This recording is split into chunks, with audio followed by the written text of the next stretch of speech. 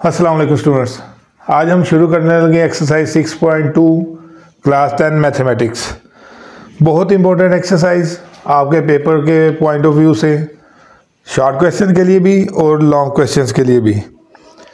Topics इसमें काफ़ी हैं, तो हम इंशाल्लाह सवालात हल करते हैं। जैसे जैसे वो टॉपिक आते जाएंगे वो भी क्लियर होते जाएंगे और सवालात भी करते रहेंगे। क्वेश्चन नंबर 1 है इसका, what do you understand by measures of central tendency. अब देखिए, सेंट्रल टेंडेंसी हमें सबसे पहले मालूम होना चाहिए कि वो क्या होती है।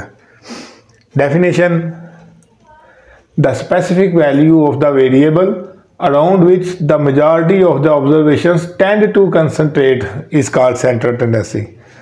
यानी कि एक डाटा में दिया हो, बहुत सारी ऑब्जर्वेशन हो, उसमें एक ख़ास एक वैल्यू ऐसी होती है जो सब के तरफ से बराबर ही फासले पे हो, यानी कि सब कुछ उसके सेंटर की तरफ ही आता हो। एग्जांपल से समझते ज़्यादा अच्छी समझ लगेगी इंशाल्लाह।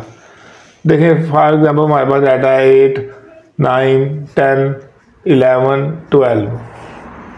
अब देखिए, इसमें ये जो वैल्यू है ना 10, ये 9 से भी फासले पे, सेम फासले पे, और 11 से भी। इधर भी 1 का डिफरेंस है, इधर भी 1 का डिफरेंस है।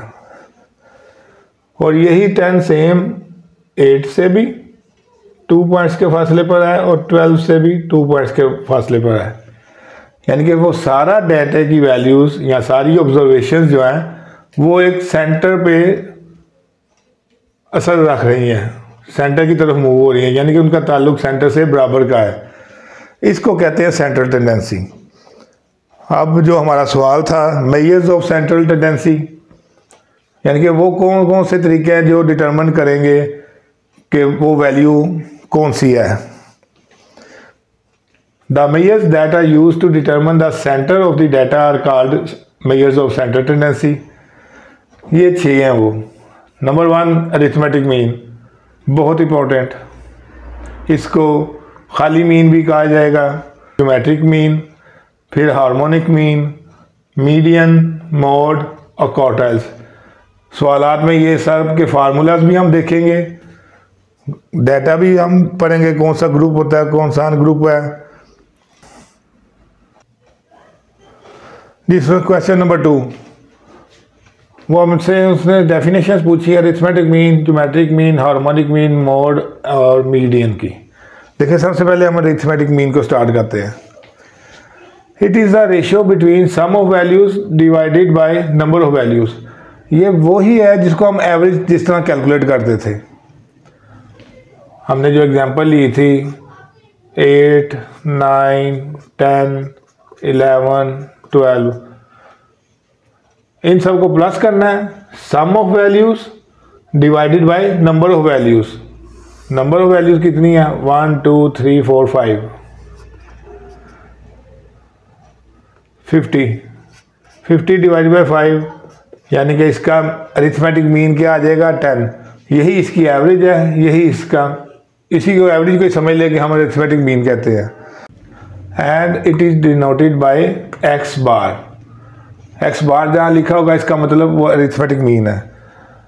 अब इसके फार्मूलाज बताने से पहले मैं आपको थोड़ा सा बता दूँ डिफरेंस। जो हमें डाटा दिया होगा उसमें हमें 2 तरह का डाटा दिया होगा। एक होगा ग्रुप्ड डाटा और एक होगा अनग्रुप्ड डाटा। सिंपल सी बात करूं तो सिंपल सी बात यह है कि जैसे अनग्रुप्ड डाटा है, अनग्रुप्ड डाटा जो हमने एग्जांपल ली थी 1, 2, 10, 12, 15 ऐसे दिया होगा।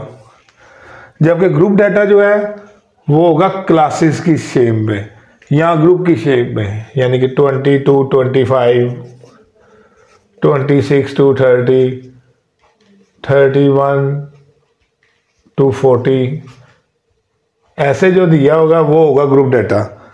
ये मैंने आपको इसलिए बताया कि हर एक को कैलकुलेट करने के लिए ग्रुप डाटा और अनग्रुप डाटा का फार्मूला बिल्कुल अलग अलग है।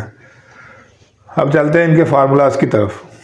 जी स्टूडेंट्स, ये फार्मूलाज हैं। ग्रुप डाटा और अनग्रुप डाटा के मतलब हमारी डिस्कशन हो गई इसमें हम अरिथमेटिक मीन दो तरह से कैलकुलेट करेंगे, एक है डायरेक्ट मेथड, एक है इनडायरेक्ट, या उसको शॉर्टकट भी कहते हैं, डेविएशन मेथड भी कहते हैं। और इनके दो फार्मूला तो होंगे डायरेक्ट मेथड में, एक अनग्रुप डाटा के लिए, एक ग्रुप डाटा के लिए। देखिए अनग्रुप डाटा का फार्मूला हम एवरेज वाला फार्मूला है, समेशन एक्स, एक्स से मुराद वो सारी ऑब्जर्वेशन जो हमें डाटा में दी हुई है, और एन से मुराद नंबर ऑफ ऑब्जर्वेशंस कि कितनी तादाद में है वो, denoted by X bar, it means arithmetic mean for direct method. ये फार्मूला है अनग्रुप डाटा के लिए। और यही फार्मूला ग्रुप डाटा में है, फ्रीक्वेंसी के साथ ऑब्जर्वेशंस की मल्टीप्लाई होंगी और डिवाइड होगा समेशन एफ के साथ। ये निशान है हमारा समेशन का, यानी कि ऐड करना होता है उस सारे कॉलम को। और indirect method A plus summation D divided by N. A कोई भी वैल्यू होती है वो हम इंशाल्लाह सवालात करेंगे तो उससे ज़्यादा अच्छे तरीके से समझ लगेगी। ये तो डेफिनेशन के लिए है सारा। एक वैल्यू हम बीच में से एक वैल्यू को हम ये कह देते हैं कि ये हमारी पॉइंटेड वैल्यू है। और समेशन डी क्या है, एक्स माइनस ए जो हमने वो चूज़ की होगी, एक्स डाटा है। ये दोनों फार्मूले हैं अनग्रुप डाटा के लिए, और divided by number of observations. और ये दोनों फार्मूलाज हैं ग्रुप डाटा के लिए। ग्रुप डाटा के लिए जो शॉर्टकट मेथड है उसमें A plus summation F D divided by summation F. इंशाल्लाह ये सारे सवालात करेंगे तो ये फार्मूलाज ही आपको बताएंगे कि आपका टेबल किस किस चीज़ का बनना है। फार्मूला स्टूडेंट्स ज़रूर याद होने चाहिए और ये बहुत अहम है। इंशाल्लाह सवाल शार्ट में तो आते ही आते हैं, अरिथमेटिक और ज्योमेट्रिक और हार्मोनिक मीन का कोई ना कोई फार्मूला आपको पेपर में पूछा जाएगा। अब चलते हैं अगले हमारा जो है geometric mean. Geometric mean definition, it is the nth root of the product of values. nth root क्या होता है? मिसाल के तौर पे मैं अगर आपसे पूछूं कि इसका क्या मतलब है, इसका मतलब है सेकंड रूट ऑफ 3, ठीक है ना। और सेम ऐसे ही फिफ्थ रूट ऑफ 3, और यही अगर ऐसे चलते चलते आगे 3 की पावर 1/n हो जाए तो ये है nth रूट ऑफ 3। अब हमारी डेफिनेशन क्या कहती है? It is the nth root of the product of values. Values से मुराद वो ऑब्जर्वेशन जो हमें डाटा में दी हुई हैं। देखें अगर मैं फार्मूला की शक्ल में लिखूं, geometric mean is equal to nth root of the product of values.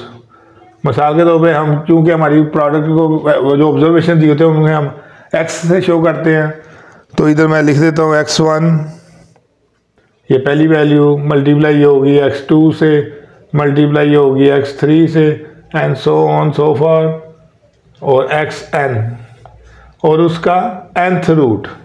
ये आ गया फार्मूला। फॉर एग्जांपल हमें 3 और 12 का वो कहता है ज्योमेट्रिक मीन फाइंड करें, तो हमारे फार्मूला के तहत क्या है ज्योमेट्रिक मीन का फार्मूला? प्रोडक्ट ऑफ वैल्यूज़ और उसका nth रूट। 2 वैल्यूज़ हैं, 1/n का मतलब 1/2 हो गया इधर। अगर 3 वैल्यूज़ होती तो 1/3 हो जाता, अगर 10 वैल्यूज़ होती तो 1/10 हो जाता। अब ये देखें ये आ गया 36 1/2। अब इसका क्या मतलब है? इसका मतलब ये है कि 36 6 का स्क्वायर और उसकी पावर 1/2, ये 2 से कैंसिल, तो इसका ज्योमेट्रिक मीन क्या आ गया? 6। ये हमने जो अभी कैलकुलेशन की है ये आपको समझाने के लिए मेरा ख्याल है बड़ा इजी था। अब इसके 2 फार्मूलाज वही ग्रुप और अनग्रुप डाटा के लिए वो मैं अभी लिख देता हूँ। जी स्टूडेंट्स, ये जो अभी हमने फार्मूला देखा था इसको हम कहते हैं बाय डेफिनेशन मेथड, और अनग्रुप डाटा या बाय लॉग मेथड के लिए इसको बाय लॉग मेथड भी कहेंगे।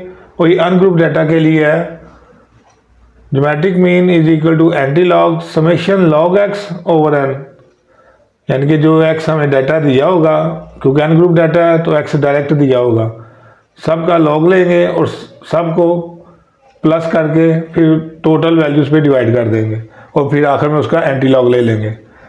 और ये ग्रुप डाटा के लिए लॉग मेथड से ही होगा ये भी। एंटी लॉग आपको मालूम है ग्रुप डाटा में फ्रीक्वेंसी इन्वॉल्व हो जाती है। Summation F log x divided by summation F.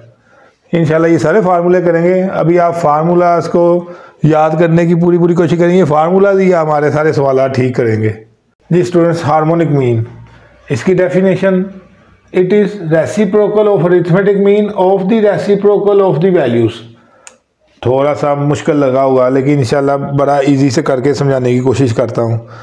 देखिए अरिथमेटिक मीन हमने पढ़ा था वो ये होता है is equal to summation x divided by n. अब डेफिनेशन के हिसाब से इसको कर लेते हैं। देखें वो कह रहे हैं हार्मोनिक मीन जो है वो रेसिप्रोकल है अरिथमेटिक मीन का। अब सबसे पहले हार्मोनिक मीन जो है वो रेसिप्रोकल है अरिथमेटिक मीन का। एक तो ये यहाँ तक हमारी कंडीशन पूरी हो गई। आगे कह रहा है of the reciprocal of the values, values इधर एक्स है तो फिर पूरी डेफिनेशन के हिसाब से हमारा फार्मूला क्या बना, n divided by reciprocal of arithmetic mean of the reciprocal of the values, यानी कि इधर 1/x आ गया। यही चीज़ उसने अल्फाज में बयान की हुई है और ये हमारा फार्मूला बनता है अनग्रुप डाटा के लिए।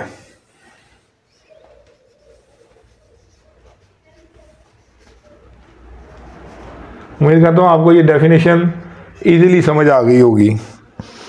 और ग्रुप डाटा के लिए हमारा ये फार्मूला बनेगा, देखिए एन की जगह पे हमेशा समेशन एफ आ जाता है और एक्स में हमारा हमेशा एफ आता है तो इधर आ जाएगा समेशन एफ ओवर एक्स। उधर एफ एक्स होता था, इधर रेसिप्रोकल की वजह से ये आ गया। यही हमारे ये दो फार्मूलाज हैं। अब चलते हैं अगले मोड की तरफ। मोड की डेफिनेशन बहुत इजी और अनग्रुप डाटा में इसको निकालना भी बहुत इजी है। डेफिनेशन के मुताबिक आप इसको लिख सकते हैं the value which occurs most frequent, which occurs most frequent in the data. हम एक डाटा दिया हुआ है उसमें काफ़ी ऑब्जर्वेशन होंगी और उनमें जो मोस्ट रिपीटेड वैल्यू होगी उसको हम मोड कह देंगे। एग्जांपल देख लेते हैं 3 5 9 5 2 3 5 6 5। देखें 5 2 3 4 5 जो है वो 4 दफ़ा रिपीट हुआ है, जबकि 3 जो है वो 2 दफ़ा हुआ है, 2 एक दफ़ा हुआ है और 6 भी एक दफ़ा हुआ है। तो इसका मोड क्या हुआ, mode is equal to 5। Ungroup data में इसका फार्मूला भी यही है कि आपने डाटा को अरेंज करके लिखना है, उसमें आपको मोस्ट फ्रीक्वेंट वैल्यू नज़र आ जाएगी। Most repeated value of the data is called mode in ungroup data. और ये फार्मूला है ग्रुप्ड डाटा के लिए। L plus f m minus f one divided by 2 FM minus f one minus F2 multiply by h. ये इंशाल्लाह सारी चीज़ें मैं बताऊंगा आपको, सवाल आएंगे तो इंशाल्लाह उसमें आपको L भी बताऊंगा क्या होता है, H भी बताऊंगा, FM F1 F2। अब चलते हैं अगले मीडियन की तरफ। This one last definition of question number 2 median, most important topic हमारा। उसकी डेफिनेशन है a value which divides and arrange data in 2 equal parts, यानी कि मीडियन सेंटर में वैल्यू, 50% डाटा इधर 50% डाटा इधर। यहाँ इसको आसान तरीके से समझ लें, median is a middle value of an arrange data. अब सबसे पहले मीडियन मालूम करने के लिए डाटे को अरेंज फॉर्म में होना चाहिए। अरेंज फॉर्म कौन सी हो सकती है, एक तो हो सकती है असेंडिंग फॉर्म और डिसेंडिंग फॉर्म। इन दो फॉर्म में होगा, या तो छोटे से बड़ा जाएगा या बड़े से छोटे आएगी वैल्यूज़। अब इनके अलग अलग फार्मूलेज हैं ग्रुप और अनग्रुप डाटा के लिए। जैसे डाटा जब हम अरेंज करेंगे तो वो या तो ऑड निकलेगा या इवन निकलेगा, इसलिए इसके दो अलग अलग फार्मूले होंगे। पहला अनग्रुप डाटा के लिए हम देख लेते हैं।